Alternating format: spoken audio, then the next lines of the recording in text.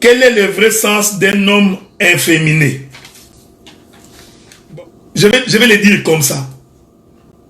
C'est un homme qui se comporte comme une femme. En d'autres termes, c'est un homme qui est comme une femme, c'est comme un homo. Vous comprenez? Donc, voilà, bien-aimé, grâce me l'a donné. 1 Corinthiens chapitre 6, verset 10 à 12. 1 Corinthiens chapitre 6. 1 Corinthiens chapitre 6, voilà. Verset 10 à 12. La Bible dit: ni les efféminés, ni les infâmes, ni les voleurs, ni les cupides, ni les ivrognes, ni les outragés, ni les ravisseurs n'hériteront le royaume des cieux. C'est cette écriture-là que j'ai cherchée. Donc, un efféminé,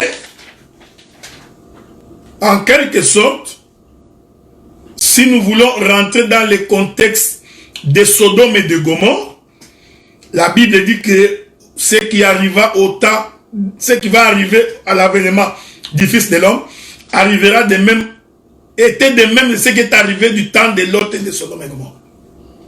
Vous avez remarqué que les efféminés, ce sont des hommes, mais qui se comportent comme des femmes. Voyez-vous? Un homme qui va avec une femme. Un homme donc, sa démarche, c'est comme une femme. Donc, il fait des petites comme une femme. Donc, c'est un efféminé. Est-ce que vous comprenez, gars? Vous comprenez? Donc, c'est ce que la Bible appelle efféminé. Ici, il ne faut pas confondre ça avec l'amour qu'un homme a vers sa femme. Non. Il y a beaucoup de gens qui font des confusions entre quand un homme aime sa femme, on dit que c'est un efféminé. Non, ce n'est pas ça un efféminé. Est-ce que vous comprenez? Je pourrais encore entrer dans la profondeur.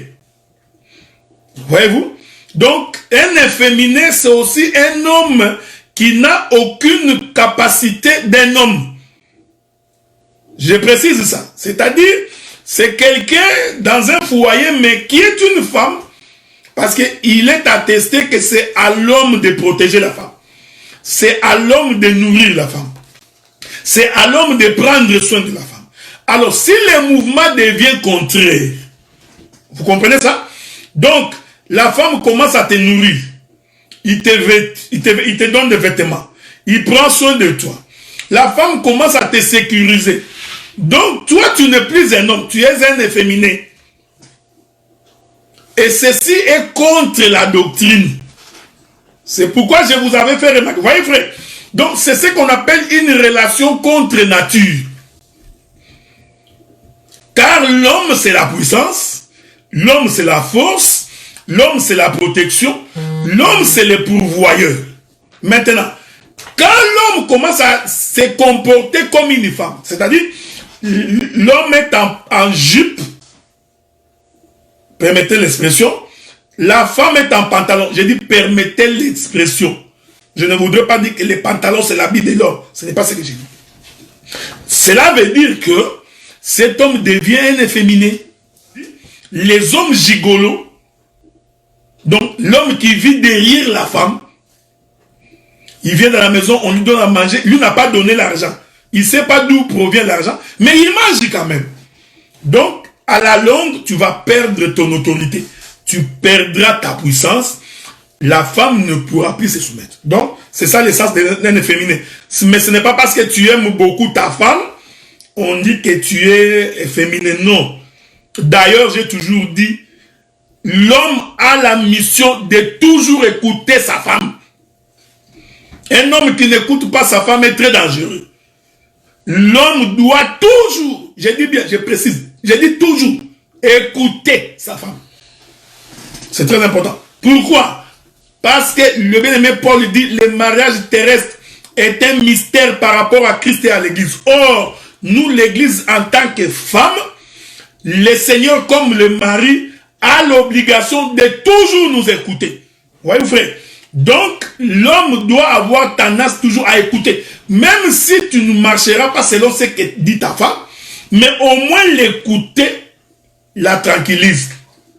Elle sait au moins que mon mari m'a écouté. Voyez-vous? Donc, c'est très important. Si les jours où le Seigneur permettra, lorsque nous parlerons du ministère, j'expliquerai aussi qu'un bon ministre qui a aussi une bonne femme, fille de Dieu, doit avoir tendance à l'écouter aussi. C'est très important, j'en parlerai au moment opportun. Donc, ceci est différent d'un homme qui aime sa femme. Quand on aime sa femme, on l'écoute. Ok? On prend soin d'elle.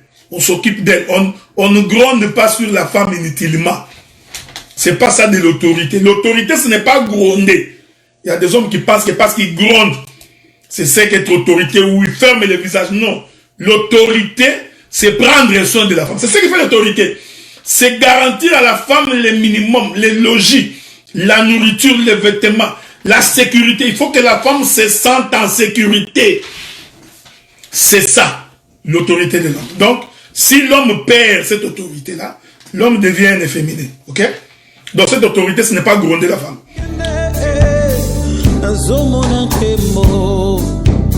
Esanga makasi, esanga makoki.